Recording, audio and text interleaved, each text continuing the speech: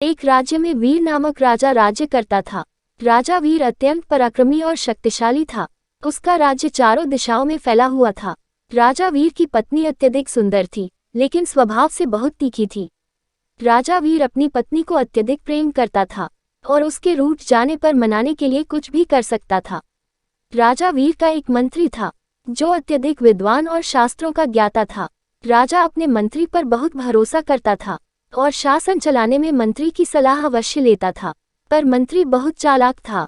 मंत्री की पत्नी का स्वभाव भी बहुत कठोर था। एक बार मंत्री की पत्नी रूठ गई और बहुत मनाने पर भी नहीं मान रही थी। तब मंत्री बोला, प्रिय, तुम्हारा रूठना किस प्रकार दूर होगा? तुम जो कहोगी मैं वही कार्य करूंगा जिससे तुम प्रसन्न हो जाओ।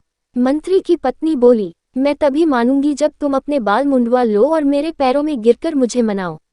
मंत्री ने वैसा ही किया जैसा उसकी पत्नी बोली थी। मंत्री के ऐसा करने से वह खुश हो गई।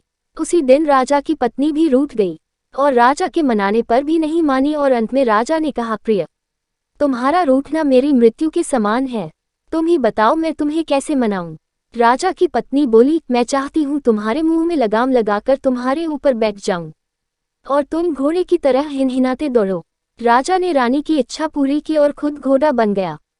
यह बात धीरे धीरे मंत्रिमंडल तक भी पहुंच गई। दूसरे दिन राज दरबार लगा था।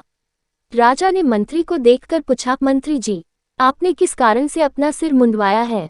मंत्री ने जवाब दिया, महाराज, मैंने उसी कारण से सिर मुंडवाया है जिस कारण से पुरुष अपने मुंह में लगाम डालकर घोड़े की तरह हिनहिनाते हुए दौड़ लगाते हैं।